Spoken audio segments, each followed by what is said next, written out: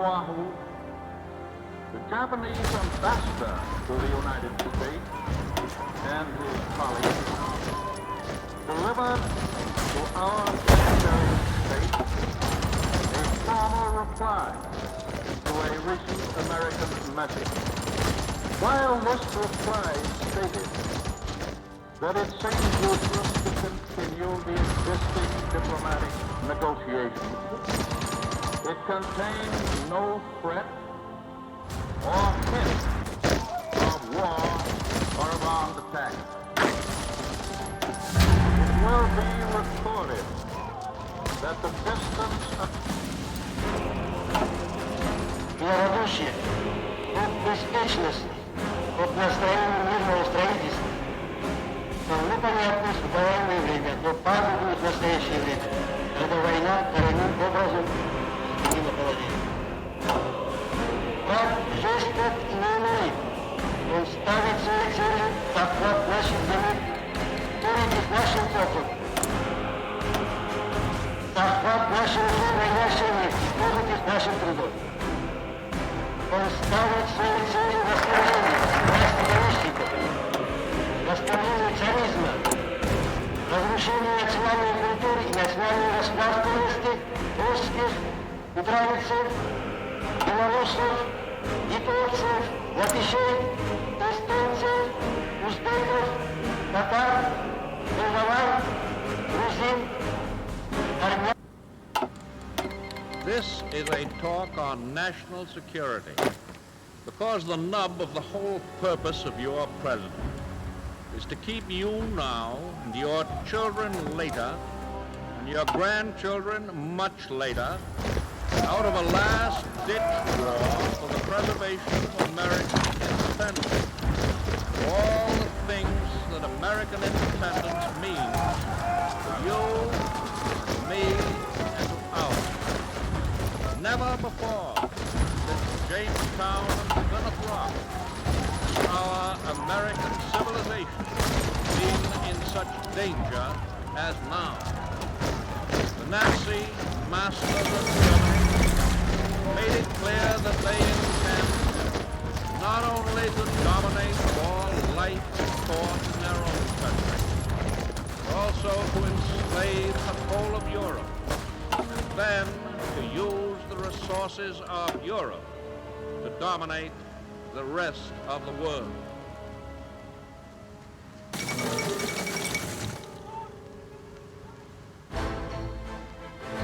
In view of the nature of this undeniable threat, it can be asserted properly and categorically that the United States has no right or reason to encourage talk of peace until the day shall come when there is a clear intention on the part of the aggressor nations to abandon all thought of dominating or conquering the world.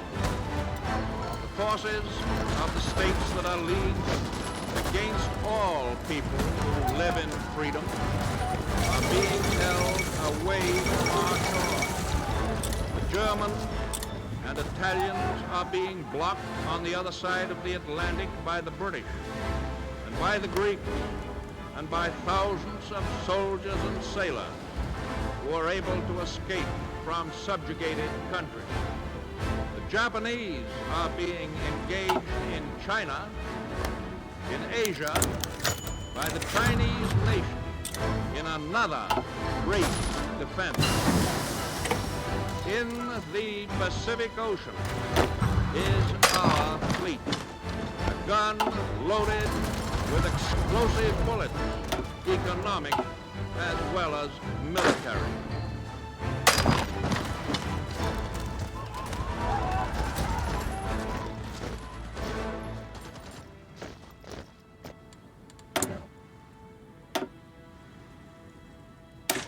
Frankly and definitely, there is danger ahead. Danger against which we must prepare. But we well know that we cannot escape danger or the fear of it by crawling into bed and pulling the covers over our heads. Germany has said that she was occupying Belgium to save the Belgians from the British. Would she hesitate then to say to any South American country, we are occupying you to protect you from aggression by the United States? Belgium is being used as an invasion base against Britain, now fighting for its life.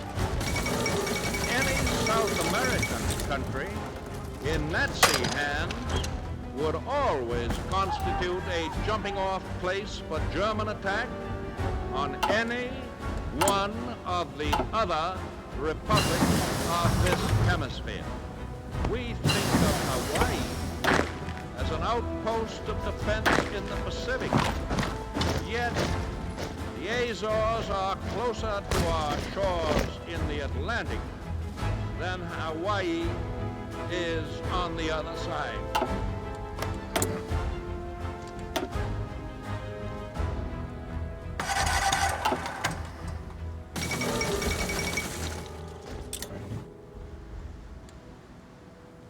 There are those who say that the Axis powers would never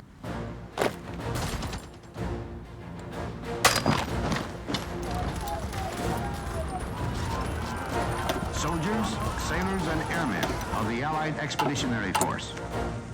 You are about to embark upon the great crusade toward which we have striven these many months. The eyes of the world are upon you. The hopes and prayers of liberty-loving people everywhere march with you. In company with our brave allies and brothers in arms on other fronts, you will bring about the destruction of the German war machine, the elimination of Nazi tyranny over the oppressed peoples of Europe, and security for ourselves in a free world. Your task will not be an easy one. Your enemy is well-trained, well-equipped, and battle-hardened. He will fight savagely. But this is the year 1944. Much has happened since the Nazi triumphs of 1940-41. The United Nations have inflicted upon the Germans great defeats in open battle, man to man. Our air offensive has seriously reduced their strength in the air and their capacity to wage war on the ground. Our home fronts have given us an overwhelming superiority in weapons and munitions of war, and placed at our disposal great reserves of trained fighting men. The tide has turned. The free men of the world are marching together to victory. I have full confidence in your courage, devotion to duty, and skill in battle. We will accept nothing less than full victory. Good luck, and let us all beseech the blessing of Almighty God upon this great and noble undertaking.